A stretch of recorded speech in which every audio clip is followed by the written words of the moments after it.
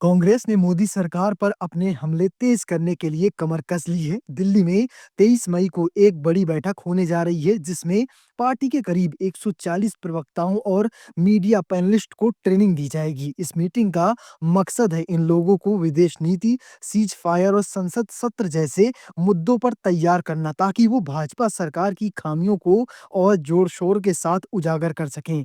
खबर यह है कि इस बैठक में राहुल गांधी और कांग्रेस के अध्यक्ष मल्लिकार्जुन खड़गे भी शामिल हो सकते हैं।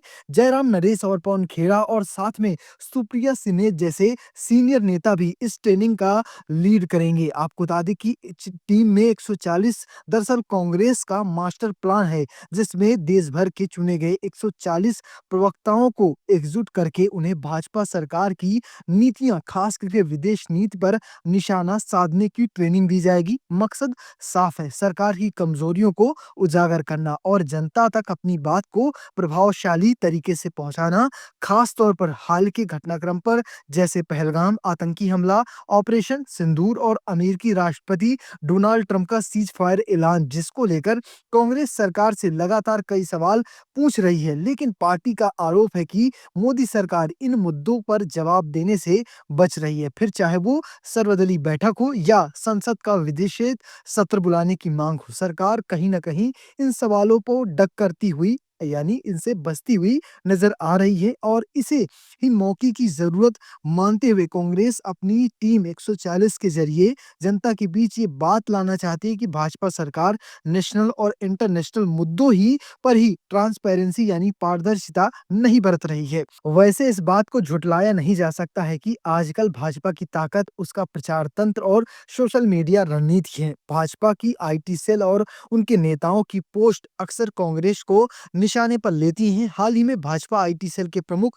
अमित मालवीय की एक पोस्ट पर खूब बवाल मचा है, जिसमें राहुल गांधी की तस्वीर को पाकिस्तानी सेना प्रमुख आसिफ मुनीर के चेहरे के साथ जोड़कर दिखाया गया था। कांग्रेस की ये बैठक सिर्फ ट्रेनिंग तक सीमित नहीं है। पार्टी चाहती है कि उसके प्रवक्ता जनता को ये समझाएं कि बीजेपी की फॉरेन पॉलिसीज में कौन-कौन सी खामियां हैं, जैसे कि ऑपरेशन सिंदूर के बाद भारत पाक बीच सीज फायर का ऐलान सबसे पहले अमेरिका से क्यों हुआ? आखिर क्यों पीएम मोदी और विदेश मंत्री जयशंकर इस पर चुप हैं? इसके अलावा कांग्रेस ने संसद के विशेष सत्र की मांग भी बार-बार उठाई है। राहुल गांधी और मल्लिकार्जुन खड़गे ने पीएम मोदी को कई चिट्ठियां लिखी, जिसमें पहलगाम हमले, ऑपरेशन सिंदूर, सीज फायर जैसे मुद्दों की चर्चा की मांग की गई है। मल्लिकार्जुन खड़गे और राहुल गांधी ने तो 28 अप्रैल को भी ऐसा ही एक पत्र लिखा था, लेकिन सरकार की ओर से अब तक कोई जवाब नहीं आया है। यानी देखा जाए तो कांग्रेस और बीजेपी के बीच अब सिर्फ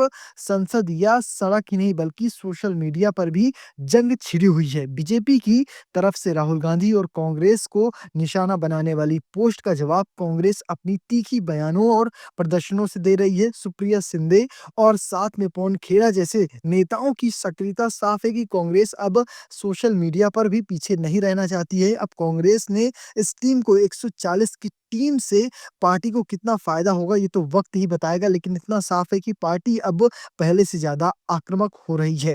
राहुल गांधी और खड़गे की मौजूदगी ये बैठक को अहम बनाती है। 23 मई को ये बैठक एक तरह से कांग्रेस की नई रणनीति के लिए लॉन्चिंग पैड मानी जा रही है। अगर ये टीम 140 अपने मिशन पर कामयाब रही तो बीजेपी के लिए आने वाले दिन मुश्किल हो सकते हैं। कुल मिलाकर कांग्रेस का ये कदम दिखाता है कि वो अब सिर्फ संसद ही नहीं, बल्कि जनता और सोशल मीडिया के मोर्चे पर भी बीजेपी को टक्कर देने की पूरी तैयारी में है। 23 मई को बैठक के बाद देखना होगा कि टीम 140 में कितना दम है और कितना वो दिखा पाती है।